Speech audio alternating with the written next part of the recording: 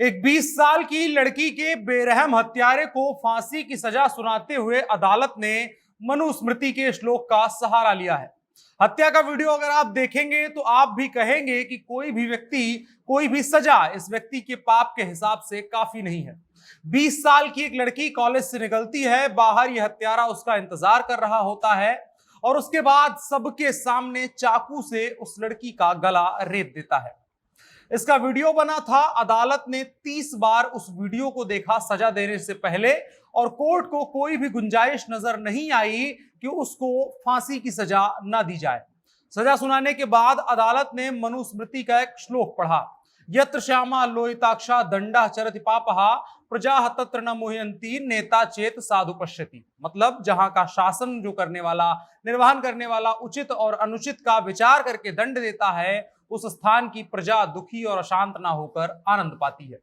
20 साल की लड़की के परिजन 70 दिनों के भीतर मिले इस फांसी के फैसले से संतुष्ट है। सूरत की इस अदालत का अब तक का सबसे जो तेज फैसला देने का रिकॉर्ड है वो यही फैसला है। आइए आपको बकाया घटनाक्रम बताते हैं। नमस्कार, मेरा नाम है अनुराग मिश्रा और आप देख रहे हैं जनता जंक्शन। तो सूरत में कामरेज के पसोदरा में रहने वाली एक कॉलेज की छात्रा थी ग्रीष्मा वेकरिया। 12 फरवरी को जब कॉलेज से वो लौट रही थी तभी एक लड़का था जो बार बार उसको तंग कर रहा था या फिर प्रेमी कहने का खुद को दावा कर रहा था। वो फेनिल गोयानी, उसने उसका पीछा करना शुरू किया। ग्रीष्मा भागते भागते अपने घर के पास पहुंची। जब वो अपने घर के पास पहुंची तो फेनिल ने उसे पकड़ लिया और गले पर उसके चाकू रख दिया। 12 इंच लंबे चाकू से उसका गला रेत दिया। आसपास लोग रोकते रह गए। ग्रीष्मा के चाचा और भाई पर भी चाकू से उसने जानलेवा हमला किया।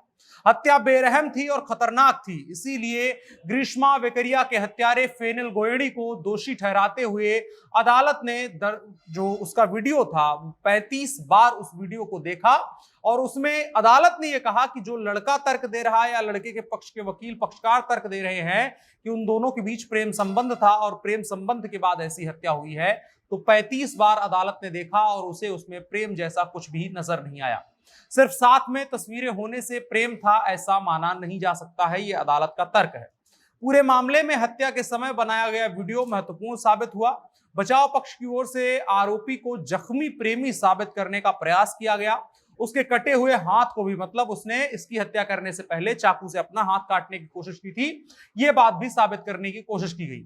लेकिन साथ में तस्वीरें होने से दोनों का ना प्रेम संबंध माना गया और ना ही बकाया तर्कों और तथ्यों को अदालत ने किसी भी तरीके से वजन दिया, क्योंकि अदालत का मानना था जिस बेरहमी से हत्या की गई थी, एक लड़की है, सड़क पर खड़ी है, उसकी उम्र महज 20 साल है, 12 इंच लंबे चाकू से उसी के आसपास की उम्र का लड़का उसका गला रेत रहा है, ये अक्षम्य अपराध है। अदालत ने माना कि जो वीडियो है उसको देख करके बिल्कुल ऐसा नहीं लगता है, हत्या के तरीके को देख करके बिल्कुल ऐसा नहीं लगता है कि इन दोनों के बीच कोई प्रेम रहा होगा।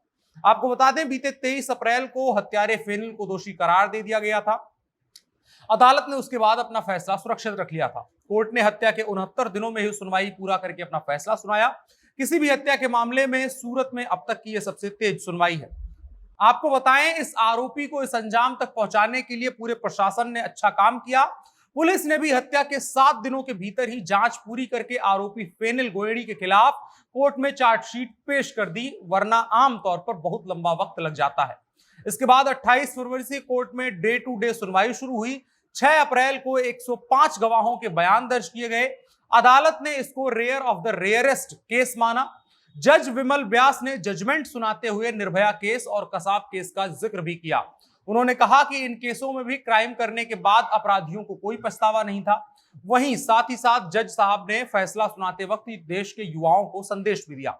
उन्होंने कहा, आज की युवा पीढ़ी मोबाइल में दिलचस्पी रखती है, वो हिंसक वेब सीरीज देखती है। युवाओं के बीच लगातार वेब सीरीज देखने की वजह से उनकी मानसिकता पर गहरा असर पड़ रहा है। वेब सीरीज में लगातार हिंसा और अश्लीलता रहती है। युवाओं को खुद का समय सही कामों में लगाना चाहिए और इस तरह की चीजों को देख करके युवाओं को नकारात्मक मानसिकता की ओर नहीं जाना चाहिए। बहुत सारी चीजें हैं। अदालत कहीं ना कहीं जो वेब सीरीज हैं, जो ओटीटी प्लेटफॉर्म्स हैं, उनकी सेंसरशिप की तरफ भी बात कर रही है और साथ ही साथ जो अदालती पहलू है, जो कानूनी पहलू है, किसी भी अपराधी के साथ कैसा सलूक करना चाहिए, उसका भी नायाब उदाहरण पेश कर रही है। आप क्या सोचते हैं इस फैसले को लेकर के कमेंट बॉक्स में बता सकते हैं, साथ ही साथ वीडियो को साझा जरूर करिएगा। फिलहाल के लिए इतना ही। मेरा नाम अनुराग मिश्रा है, आप जनता जंक्शन देख रहे थे। कैमरे पर मेरे साथ ओम प्रकाश थे। शुक्रिया।